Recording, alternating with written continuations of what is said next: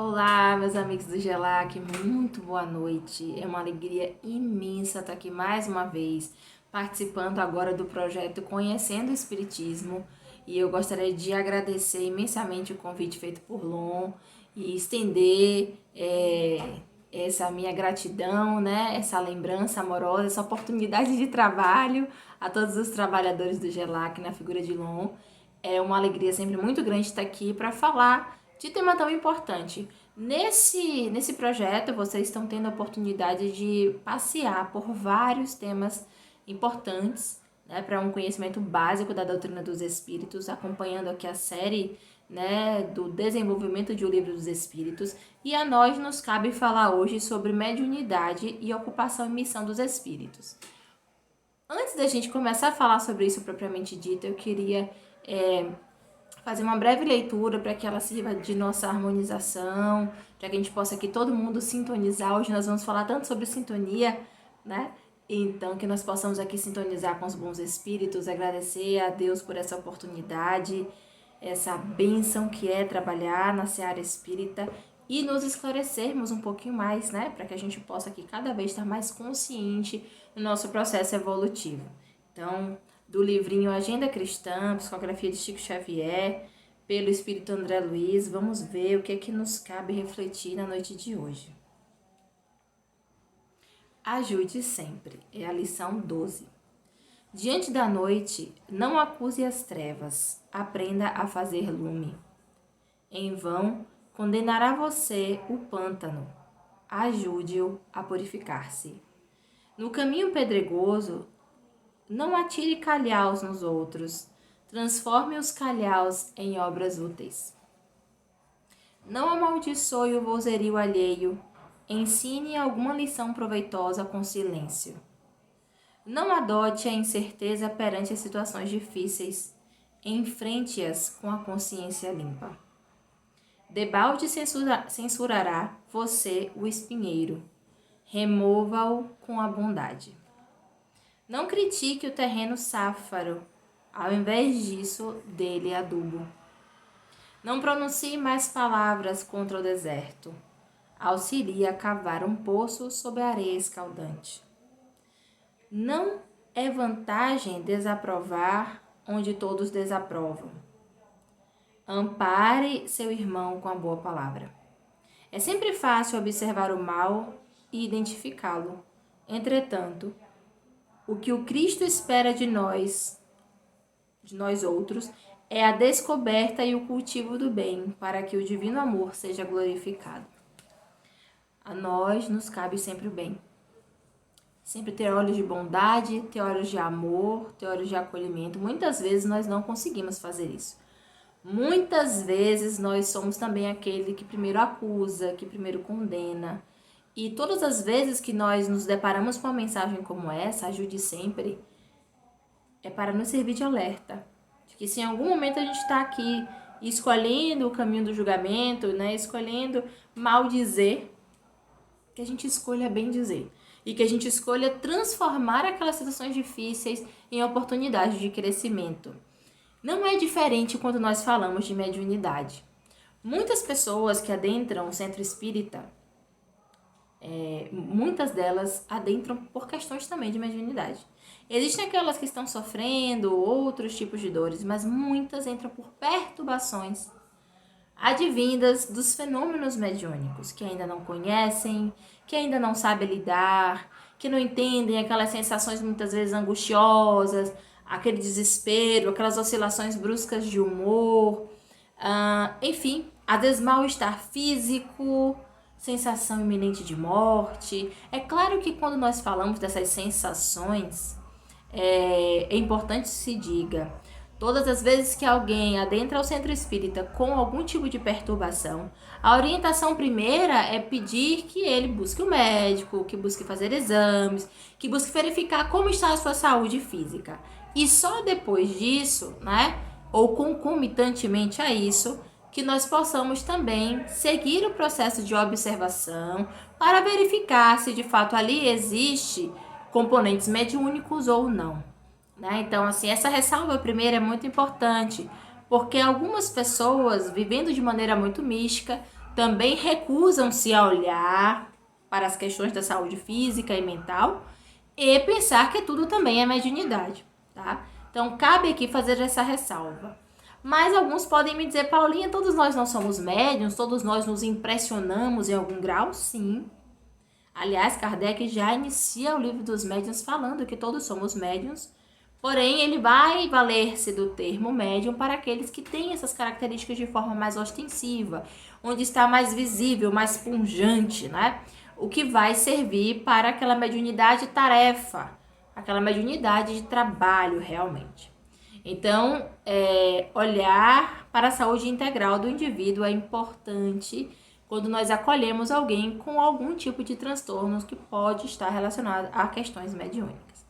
Então, falsíssima ideia formaria do espiritismo quem julgasse que a sua força lhe vem da prática das manifestações materiais, e que, portanto, obstando-se a tais manifestações, lhe teria minado as bases. Muitas pessoas acham que a força do espiritismo está só nos fenômenos. E muitas pessoas se ocupam dos estudos espíritas somente focadas nos fenômenos. E também muitas pessoas adentram a casa espírita buscando observar fenômenos. Mas é importante que se diga que as bases da doutrina dos espíritos estão na sua filosofia, que vai refletir toda a sua moralidade. Então, voltando, eu coloquei o microfone aqui para ver se a gente consegue, né, continuar a nossa gravação. Então, gente, como eu estava falando para vocês, falsíssima ideia faziam aqueles que começaram um movimento de oposição ao espiritismo a achar que minando as bases dos fenômenos destruiria o movimento, né, invalidaria a doutrina. Por que essa Kardec fala sobre isso na conclusão de O Livro dos Espíritos? Porque a verdade é que a força do espiritismo está na sua filosofia, está no seu aspecto moral. Então, todo o fenômeno serviu para trazer maiores esclarecimentos acerca de lições valiosas para toda a humanidade. E isso é a grande relevância da doutrina, proporcionar essas reflexões e, a partir daí, uma maior clareza, né, de consciência dos indivíduos.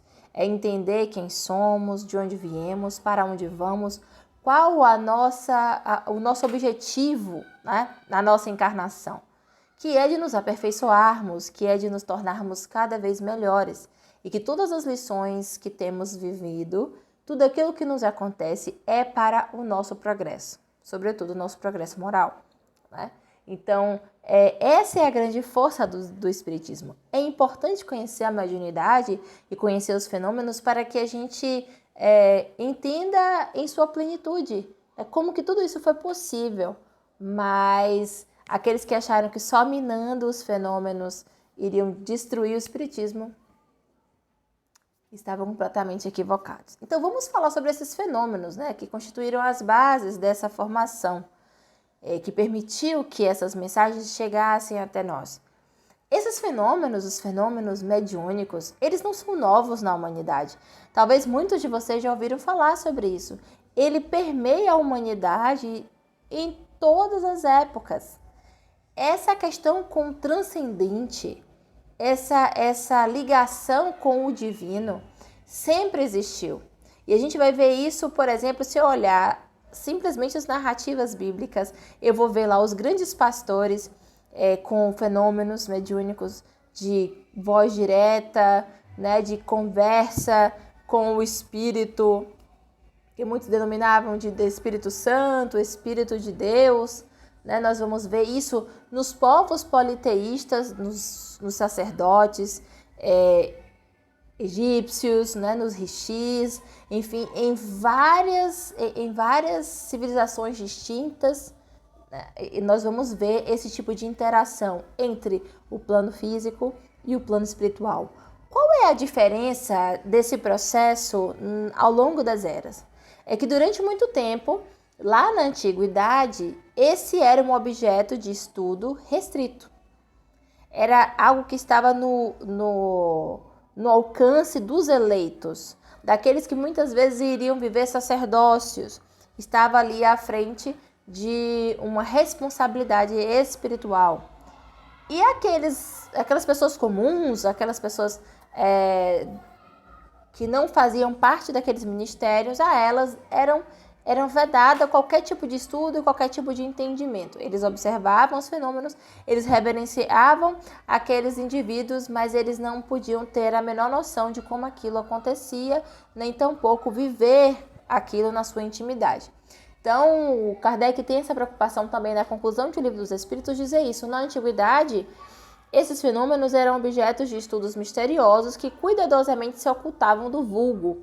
Hoje, para ninguém tem segredos, fala uma linguagem clara, sem ambiguidades, não tem nada de místico, nada de alegorias, e esse esclarecimento, essa naturalidade que se dá ao fenômeno faz com que a gente nos afaste cada vez mais de falsas interpretações desses fenômenos, que isso é uma coisa importante.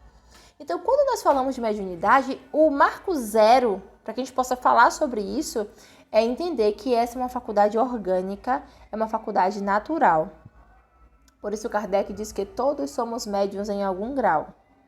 Porém, ele vai se dedicar lá na 159, nessa questão de O Livro dos Médiuns, em dizer que é chamado médium aquele que tem esse caráter mais ostensivo, como eu já disse aqui. Então, minha gente, para que a gente possa conhecer as coisas do mundo visível, nós nos valemos dos nossos órgãos sensoriais, né? Para que nós possamos distinguir um paladar, nós vamos usar, né, essa nossa função gustativa, para que eu possa ouvir aqui o som da matéria, eu vou usar a minha audição, para que eu possa observar as coisas da natureza, eu vou usar a minha visão física, mas para que eu possa perceber, né, as questões do espírito, eu vou precisar penetrar nesse mundo invisível a partir da mediunidade, que é essa outra capacidade perceptiva que nós temos, que foge dessa natureza mais física, tá? Daí porque recebeu o nome de paranormalidade, né? Porque era como se fugisse aquilo que era conhecido como normal. E nós vamos ver que ela é natural. Então, ela é esse fenômeno natural, ela está presente na humanidade desde muito tempo, muitas vezes ignorada, muitas vezes foi eleita aqueles fenômenos como sobrenaturais, colocada distante demais de nós, e que depois, com a doutrina dos espíritos, nós vamos trazer isso para perto e perceber o quanto isso faz parte do nosso dia a dia. Os espíritos influenciam na nossa vida mais do que nós imaginamos. Então, qual é esse conceito geral? Edgar Moon vai dizer que a mediunidade é uma aptidão especial para servir de intermédio entre mundos físicos e espiritual. André Luiz vai dizer que a mediunidade é um dom inerente a todos os seres. Viana de Carvalho vai dizer que a mediunidade é registro paranormal que se encontra íncito na criatura humana, à semelhança da inteligência e da razão. No Evangelho segundo o Espiritismo, os Espíritos nos dizem: a mediunidade é inerente a uma condição orgânica de que todos podem ser dotados, como de ver, de ouvir e de falar. E Leon Denis, que não poderia ficar de fora, nos diz: a mediunidade apresenta variedades quase infinitas, desde as mais vulgares formas até as mais sublimes manifestações. E essas mais diferentes formas, essas mais sublimes manifestações que Leon Denis nos fala, Kardec nos apresenta em 3 grandes capítulos de O Livro dos Médiuns, que são capítulos extensos, e por isso mesmo eu não vou entrar em profundidade em cada uma delas, porque a gente tem várias coisas para falar. Mas eu vou citar e eu vou exemplificar e dizer o que é esses tipos de mediunidade, tá? Para que vocês possam ter uma ideia geral do que é. E como que ela é possível, né? Antes de mais nada, o que acontece para que a gente possa ter um fenômeno físico ou um fenômeno inteligente? Existe essa diferenciação. Fenômenos físicos vão estar relacionados às questões materiais, seja movimentação de objetos, seja materialização de coisas, seja produção de sons. A gente vai ver isso muito no início do Espiritismo, com as mesas girantes, né, com os fenômenos sonoros. que formou, inclusive, a grande forma de comunicação entre as irmãs Fox com o espírito que se comunicava com elas. Então, lá em Hydesville, que vocês também já viram essa história, então eram as batidas, elas iam lá formando as palavras a partir das batidas, isso proporcionou uma comunicação. Então, isso são fenômenos físicos. E os fenômenos inteligentes, eles vão estar relacionados ao intelecto, à transmissão de mensagens, né? Eles são mais complexos e nós vamos falar sobre eles. Então, médios de efeitos físicos vão ser aqueles indivíduos que vão servir de intermediário para esse tipo de fenômeno, fenômenos físicos. Existem vários fenômenos. Existem os tipológicos, que são a produção de sons e de ruídos, como as batidas na porta, como eu citei aqui, por exemplo. Existem os fenômenos motores, que vai se relacionar aos corpos inertes, ao movimento de corpos. Então, quando eu, por exemplo, tenho uma sessão como a que havia ao tempo de Kardec, em que as mesas giravam, em que as mesas rodavam, aquilo eram fenômenos motores. Era movimento de corpos. Uma mesa, naturalmente, ela não mexe, mas com a ação dos espíritos, com a emanação de fluidos de médiums de efeitos físicos, né, que eliminam aquele ectoplasma, aquele plasma vai ser utilizado pelos espíritos por meios magnéticos para mover aqueles corpos. A translação, que também meio que se relaciona com o anterior, que vai estar relacionada à suspensão também e à levitação. Transporte, você pegar um objeto que está em um ambiente e trazer para outro. A gente vai ver descrições de médiuns que faziam isso com frequência, como Daniel Douglas Home.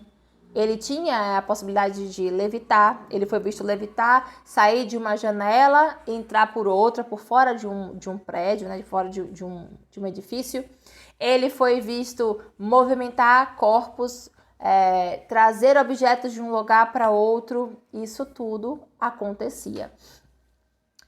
Pneumatográficos ou pneumatógrafos. Que fenômenos são esses? São fenômenos de escrita direta. A gente vai ver em um livro dos médiuns algumas descrições em que era colocado um papel em branco com uma... Naquele tempo eram aquelas penas, né, com tinta.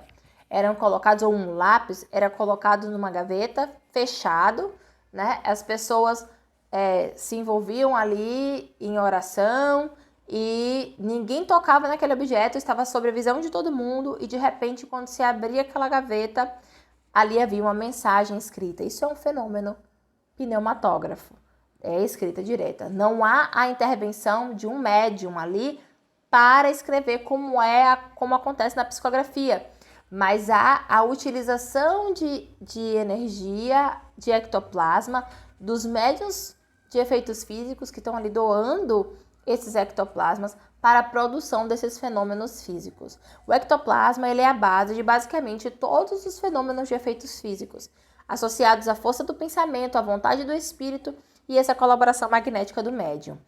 A materialização, que nós vamos ter grandes fenômenos descritos nas obras espíritas, seja por Chico, e o maior de todos, que eu acredito na nossa história relativamente recente, Peixotinho, que tinha várias reuniões de materialização, das quais Chico participou de algumas, conheceu.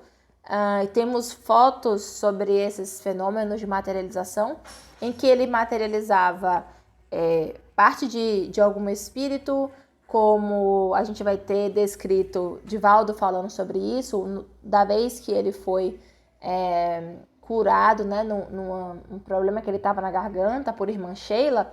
Ela fez uma cirurgia espiritual e ela materializou-se e ela usou um instrumento para poder fazer a cirurgia nele, e ele sentiu até dor.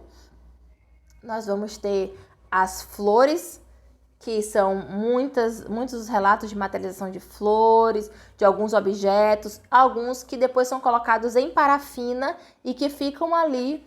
Divaldo fala que ele tem até hoje as flores de Edelweiss, que, por exemplo, irmã Sheila deu para ele no final dessa sessão em que ela fez essa cirurgia espiritual, por exemplo. Então, a materialização, ele é um fenômeno também possível por isso.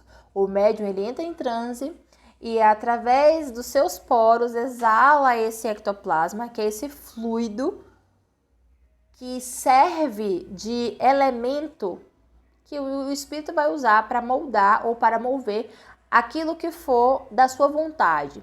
Seja materializar um objeto, seja mover um objeto, seja elevar um objeto, seja produzir um fenômeno sonoro. Então, o ectoplasma é essa base dos fenômenos de efeitos físicos. A transfiguração, a gente vê, por exemplo, no Evangelho, a transfiguração de Jesus no Monte Tabor. Então, são médiuns que estão aptos a promoverem a modificação temporária no seu corpo físico através da vontade do pensamento. Jesus, mestre dos mestres, claro que seria um médium por excelência, estava ali em contato constante com o mundo dos espíritos. Naquele momento em que ele se coloca no Monte Tabor para orar, ele transfigura, né? Ele tem a sua face iluminada, como descrevem os evangelistas.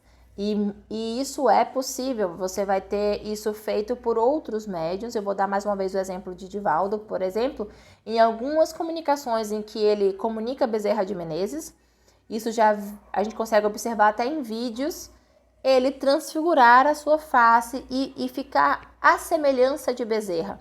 Né? Sua face modifica-se e ele fica ali à semelhança de Bezerra de Menezes.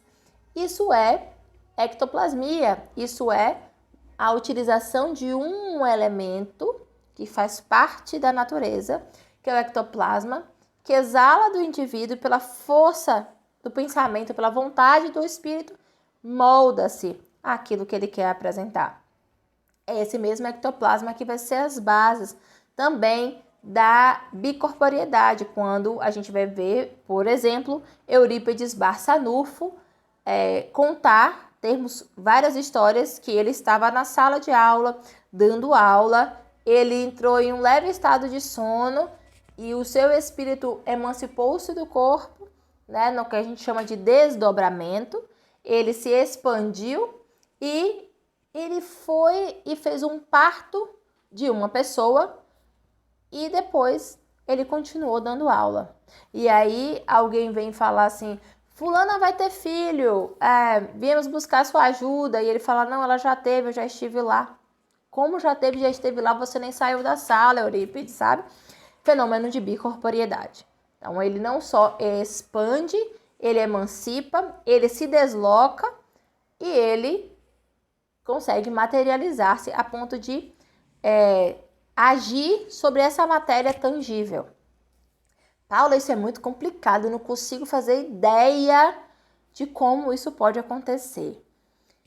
Primeiro de tudo, a gente precisa se lembrar que nós somos uma tríade, corpo, espírito e perispírito.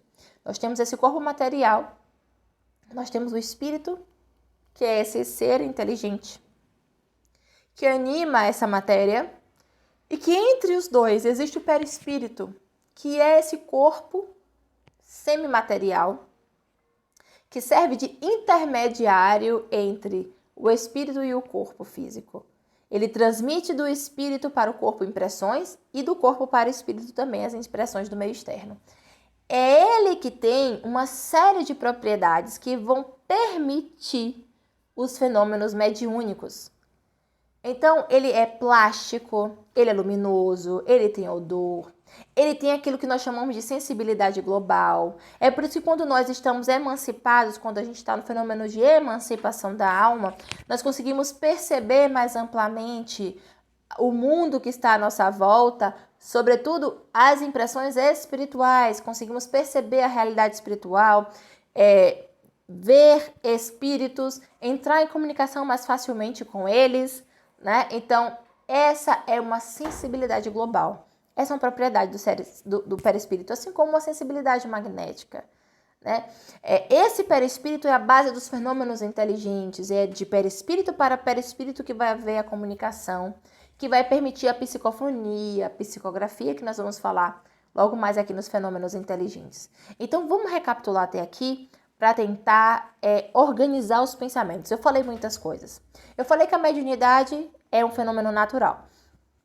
É orgânico, Muitos indivíduos hoje têm estudado a glândula pineal e apontado a glândula pineal como a base dos fenômenos espíritas, né? dos possíveis fenômenos mediúnicos.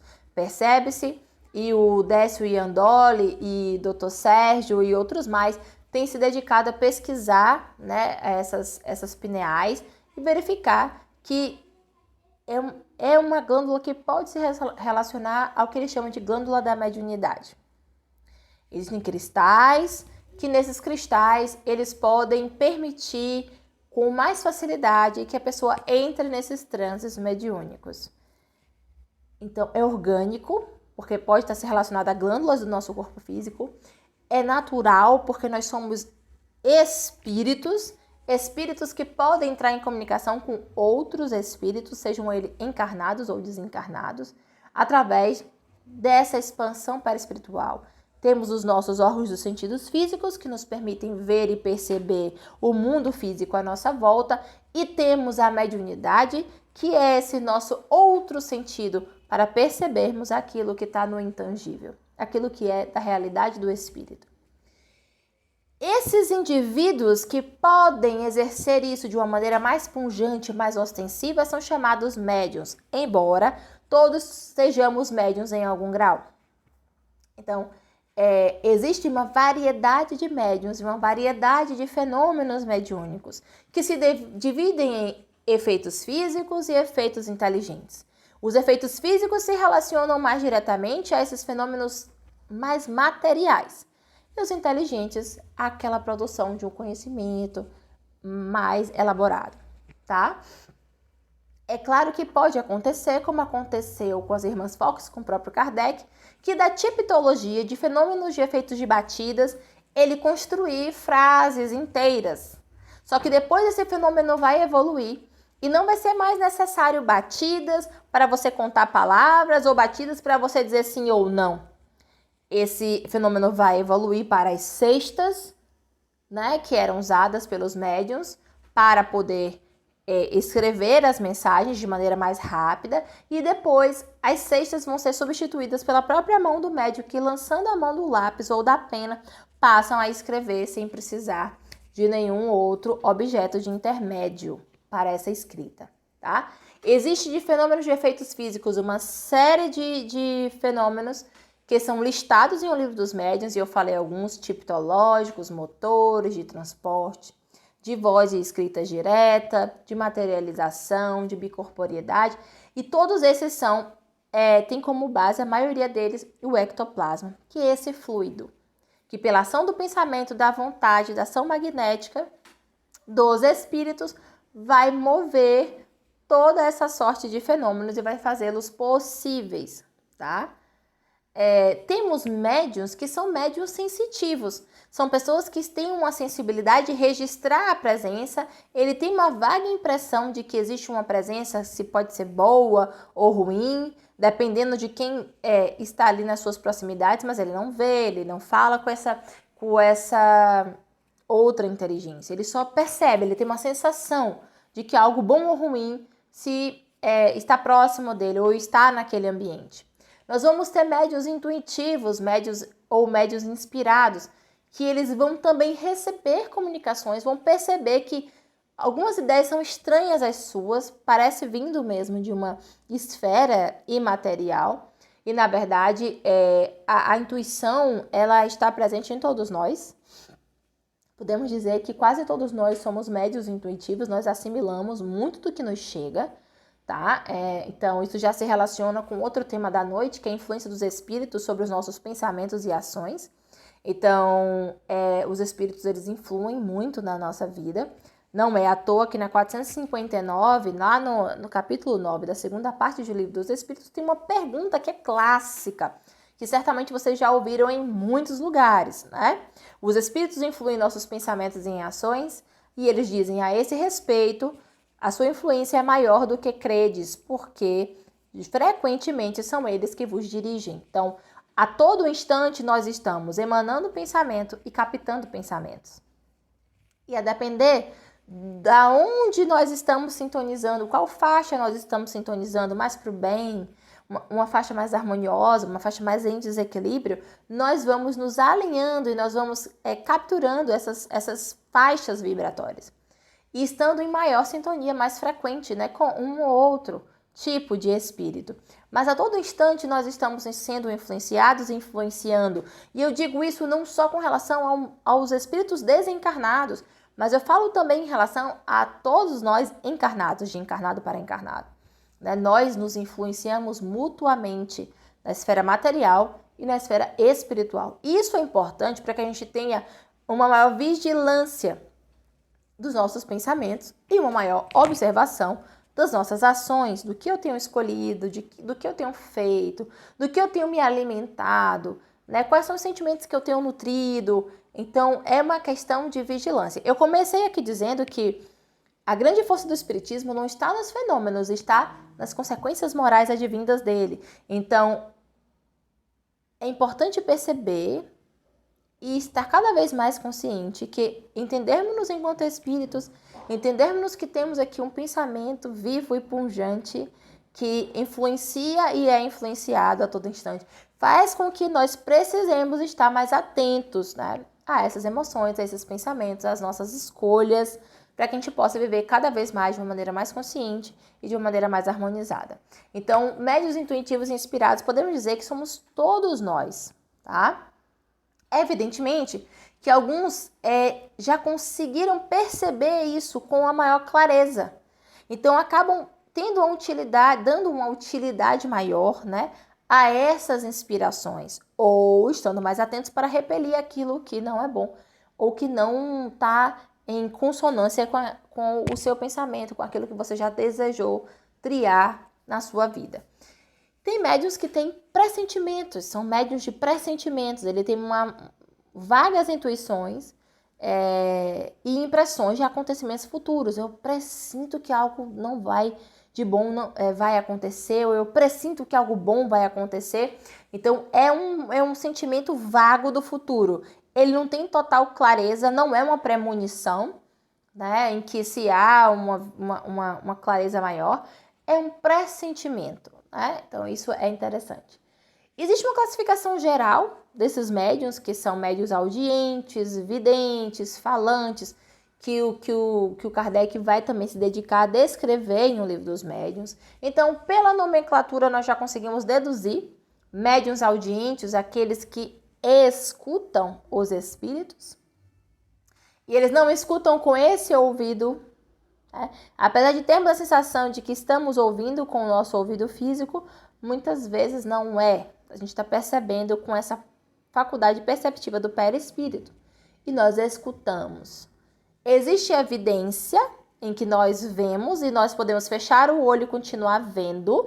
Então, nós não estamos vendo com esses olhos da visão física, mas também com os olhos do espírito. Temos os médiuns falantes ou psicofônicos, que são aqueles que transmitem as mensagens dos espíritos, são os mais comuns hoje em dia, né? Que são, muitas vezes, eram chamados de médiuns que incorporavam, né? Médiuns incorporadores, como se uma entidade entrasse no corpo do médium para ele falar. Mediunidade de psicofonia não quer dizer que o espírito está entrando no corpo do médium, isso não existe. Nós aprendemos lá na física, né, que dois corpos não ocupam o mesmo lugar no espaço. O que existe é um fenômeno de emancipação da alma, um transe mediúnico, né, e em que, desse transe mediúnico, essa expansão do perispírito vai acontecer, e de perispírito para perispírito, de médium para o espírito comunicante, vai haver uma interação e esse pensamento vai ser assimilado e vai ser traduzido em palavras, tá? Essas palavras, muitas vezes, elas não são literais. Existe a interferência do médium na comunicação. Raros os casos, você não vai ter nenhum tipo de interferência. Maior parte das vezes, a gente vai ter, sim, o que a gente chama de as tintas do médium na comunicação. Então, o médium vai traduzir aquele pensamento, aquela emoção com as suas palavras. Alguns médiuns conseguem ter um transe mais profundo, né, o que André Luiz vai chamar de, por exemplo, mediunidade sonambúlica, que são aqueles psicofônicos sonambúlicos que não têm total consciência do que está acontecendo, então às vezes permitem que aquela mensagem traga uma linguagem que se distancia muito da linguagem do médium, por exemplo, né, que traga muitas vezes a fala em outro idioma, que é até desconhecido do médium, que vai chamar de xenoglossia, por exemplo. Então, isso pode acontecer. Em vias de regra, a maioria dos médiuns guardam alguma consciência da comunicação, percebem a aproximação do espírito muito antes da comunicação começar, já leem, né, mais ou menos qual é aquele pensamento, qual é aquela emoção que aquele espírito comunicante está trazendo. E quando eles se colocam realmente ali passivos, e aí a comunicação se dá, propriamente dita, então ele vai traduzir aquilo em palavras, tá? Então não existe incorporação no sentido de entrar no corpo, mas existe sim uma expansão do perispírito e uma comunicação perispírito a perispírito. Os médiuns escreventes ou médiuns psicógrafos, que é uma outra classificação que Kardec nos traz, fala desses médiuns que têm a possibilidade de escrever. Então, nós temos um grande exemplo que é o Chico Xavier, temos outro grande exemplo que é o Divaldo Franco, temos outros grandes médiuns psicógrafos, vários, né, do nosso movimento espírita, que são pessoas que têm essa faculdade. Ao invés de eu comunicar através da fala, eu vou transmitir aquela mensagem, aquele pensamento do espírito através da escrita. E de mesmo modo, eu vou ter médiuns que têm uma escrita mais consciente e eu vou ter aqueles médiuns que têm uma escrita mais inconsciente. Aqueles médiuns que seriam totalmente inconscientes, que são raríssimos, são chamados de médiuns mecânicos, né? Psicógrafos mecânicos. São raríssimos, raríssimos. Divaldo narra algumas vezes que ele estava escrevendo algum livro e de repente ele estava torcendo mais para um personagem do que para outro. E aí Joana fala assim, não, você está interferindo na história. E aí reduz ali a sua capacidade de interferência, deixando ele mais inconsciente no processo para que a história pudesse se dar. Sem a interferência mais direta do médium. Então, percebam que existe uma gradação no transe mediúnico de um mais superficial para um mais profundo. E aí existe uma gradação também nessa possibilidade de comunicação. Seja por que via for, a escrita, fala, não importa. Que vai estar muito relacionada a esse grau desse transe. As potencialidades desse médium. Quão pungente é essa mediunidade? Existem médiuns que têm várias dessas faculdades reunidas de uma única vez, que são videntes, audientes, escritores, falantes, todos juntos.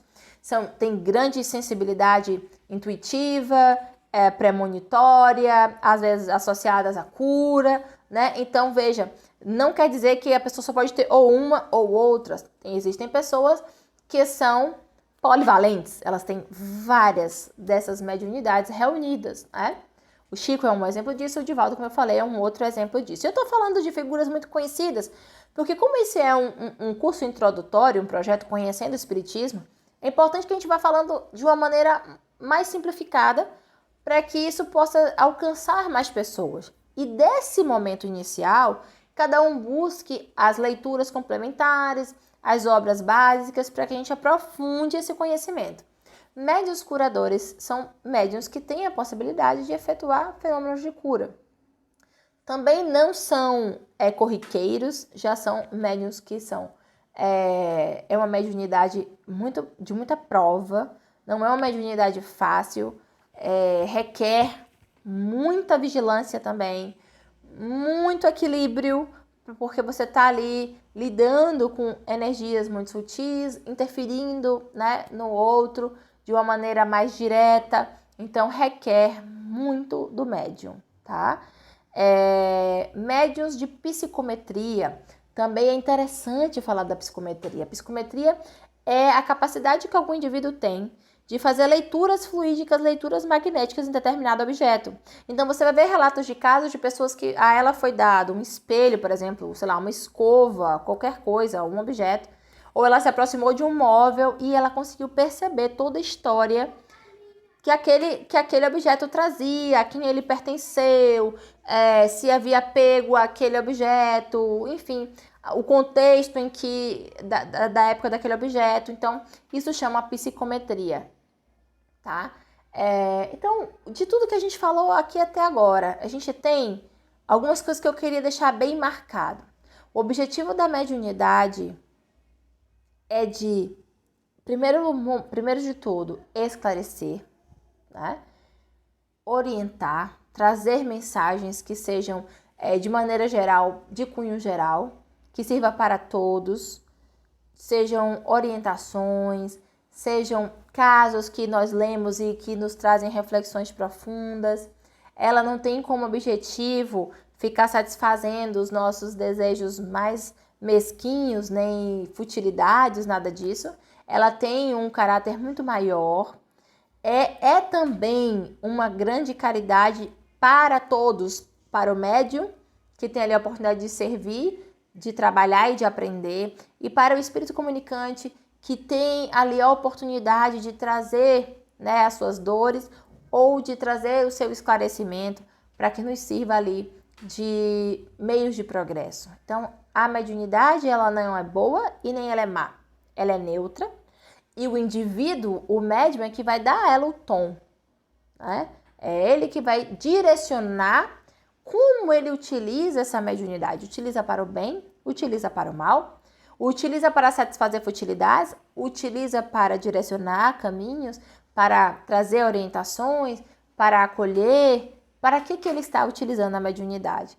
Então, ela tem como objetivo o nosso crescimento, o nosso esclarecimento, e é uma oportunidade de serviço. Então, para aqueles que eu disse que adentram as portas do centro espírita com perturbações advindas da mediunidade, que muitas vezes vão ao atendimento fraterno pedir que, pelo amor de Deus, retire isso de mim, porque eu não quero isso para minha vida, saibam que a mediunidade, ela é uma bênção, ela é uma oportunidade de trabalho.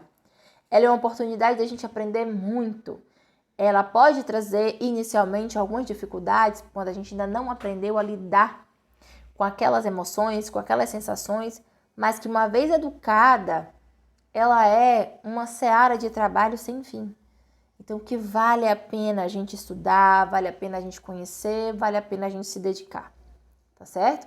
Eu gostaria muito de deixar essa mensagem gravada aqui, porque muitas pessoas trazem, não foi raro às vezes que eu ouvi isso no centro, das pessoas pedirem para se livrarem da mediunidade. Mas eu disse aqui para vocês que os espíritos, eles nos dirigem mais do que a gente pensa, né? Fala de o próprio livro dos espíritos. E aí algumas pessoas pensam assim: como saber se aquilo que eu sinto, aquilo que eu penso é meu, não é meu?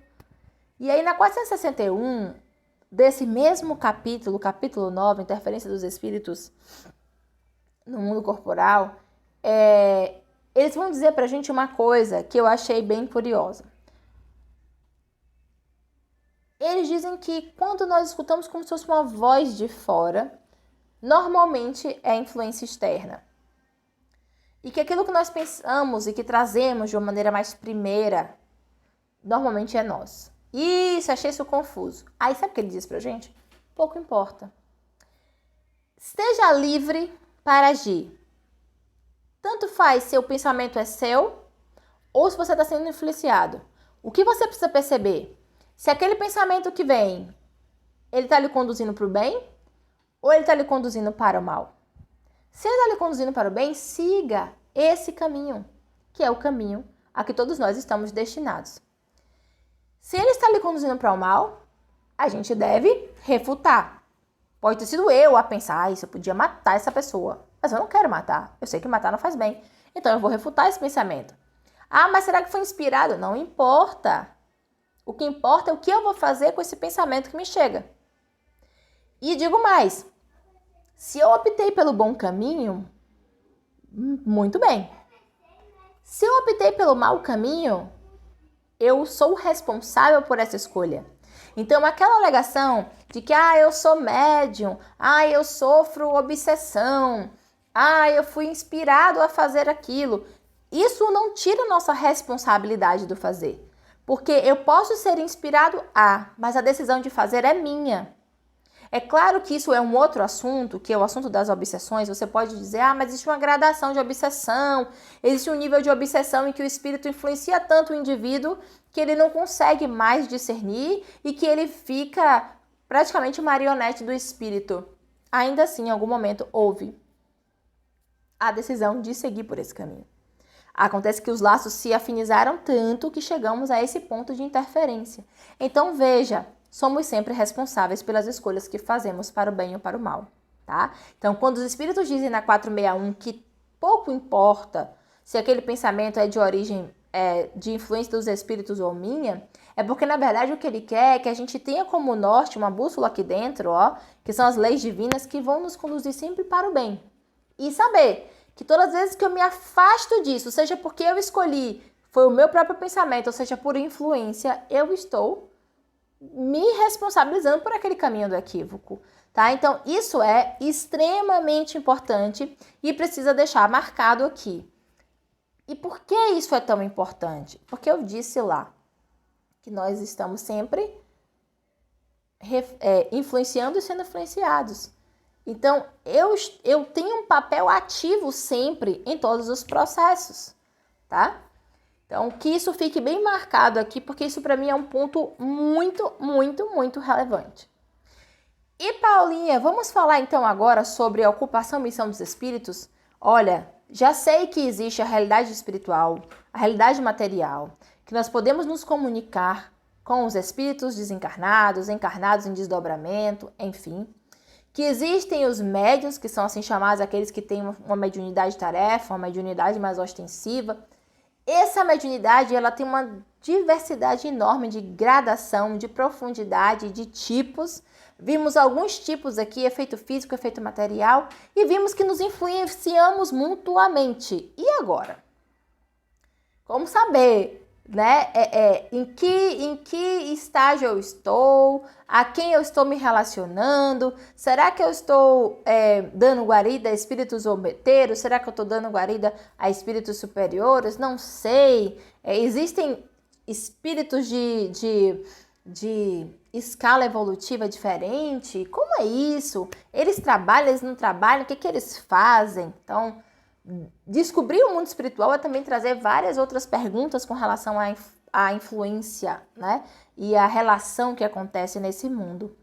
E aí nós vamos ter, lá no capítulo 10 de O Livro dos Espíritos, também da segunda parte, que é toda dedicada ao mundo espírita, entender um pouco mais desses fenômenos, nós vamos ter algumas perguntas interessantes, importantes com relação à ocupação e missão dos espíritos. Então, primeiro, é saber que todos os espíritos criados por Deus, do mais inferior ao mais superior, têm ocupação e missão.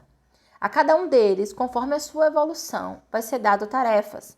Alguns estão mais conscientes nesse processo e escolhem muitas dessas missões, e outros estão mais inconscientes, mas eles não são menos úteis por isso. Todos são úteis na obra da criação. E isso é uma coisa muito bonita que nós vamos ver nesse capítulo 10. Todos são importantes. Aqueles que têm uma obra mais elevada, uma missão mais elevada, já caminhou um pouco mais. E ele até dá um exemplo, né? Você vai escolher um general numa guerra, você vai escolher aquele que já tem mais experiência, que já tem mais uma caminhada. Aquele que acabou de adentrar ao exército, você vai dar a ele tarefas mais simples, né? do que, por exemplo, tocar um grande grupamento, definir uma tática de guerra, né? Então, isso é importante. Você vai dar um problema de matemática para uma criancinha, você vai dar um probleminha bem simples que ela possa resolver. Você vai dar já para uma pessoa que já está na universidade, cursando, por exemplo, matemática, você já vai dar um problema mais complexo que ela também vai poder resolver. Então, Deus tem esse discernimento, né? A cada um vai ter a missão que lhe é possível tocar, tá? Então, ninguém aqui tem um fardo maior do que pode suportar. Então, isso é um ponto muito interessante. E aí, existe ociosidade, você chegou num nível elevado e aí, o que você faz? Fica no sono eterno? Não. O espírito não para de trabalhar. Ele não cessa de trabalhar. E quanto mais evoluído na escala espírita é esse espírito, mais ele entende que o bem é um fator do qual faz parte de sua própria vida. Ele não sabe viver sem isso. Então, ele está constantemente pensando e fazendo e promovendo o progresso, tá? Esse é um ponto muito, muito, muito relevante. Tem um outro ponto também que eu gostaria muito de destacar para vocês, quando ele diz assim, pode-se dizer que há tantos gêneros de missões quanto as espécies de interesses a vigiar, seja no mundo físico, seja no mundo moral.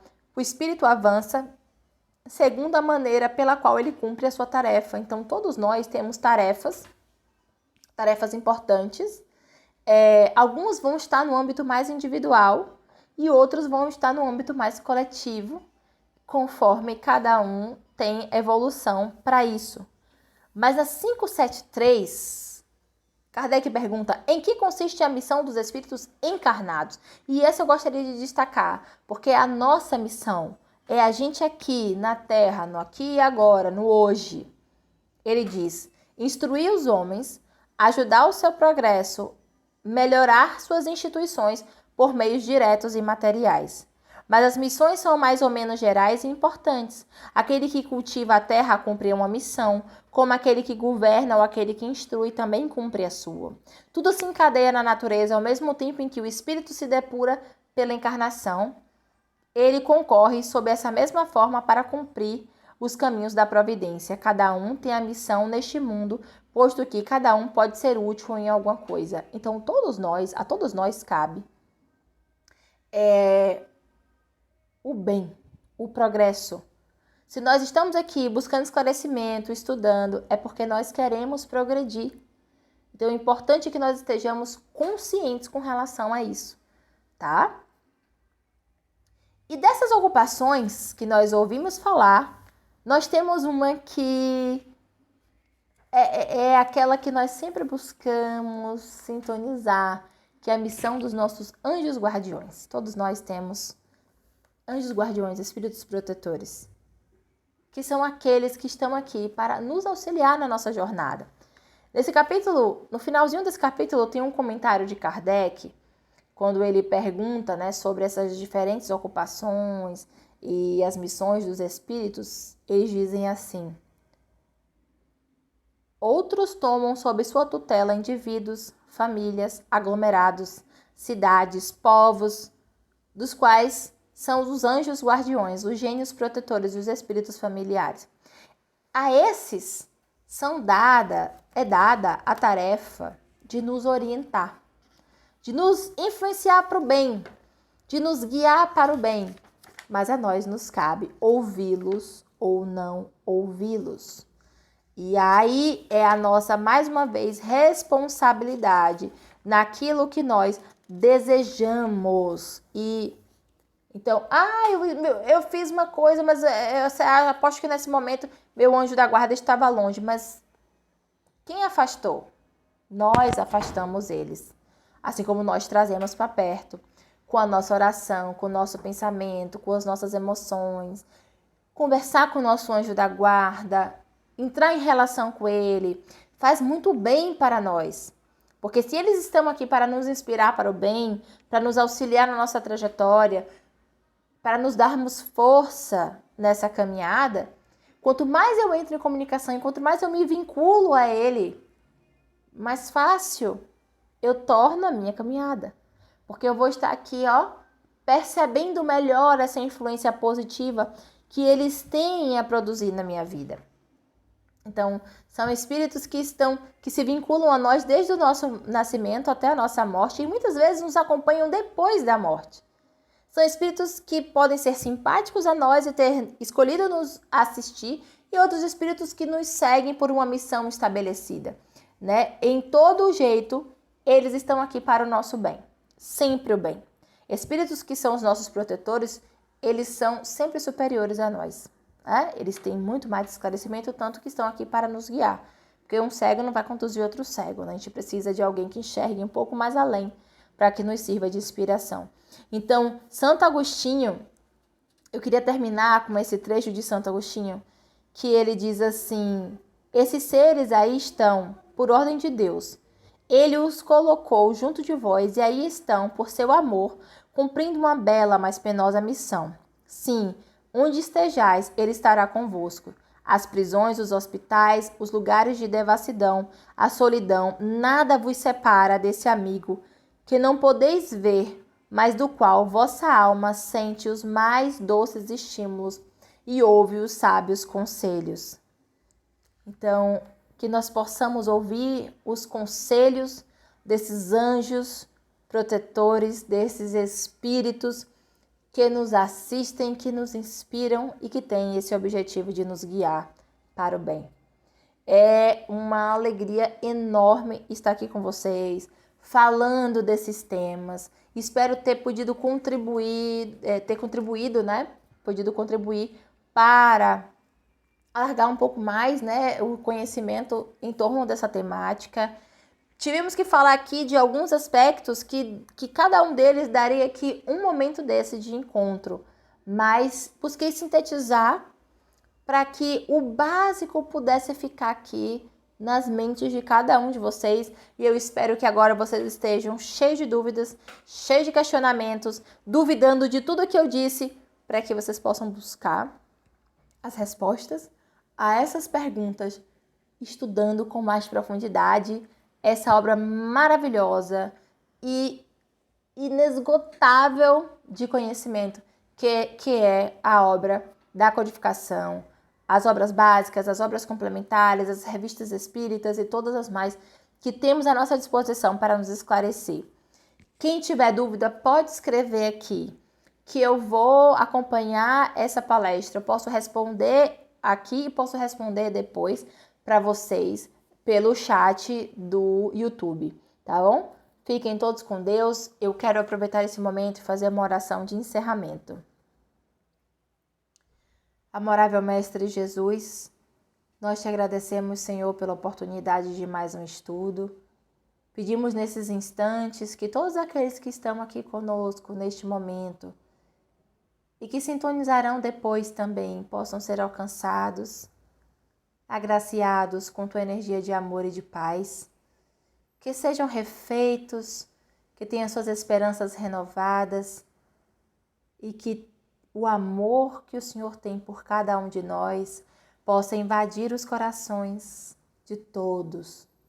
E uma grande onda luminosa se faça presente nesse instante, promovendo curas, promovendo esclarecimentos, promovendo despertar de consciências para a era nova.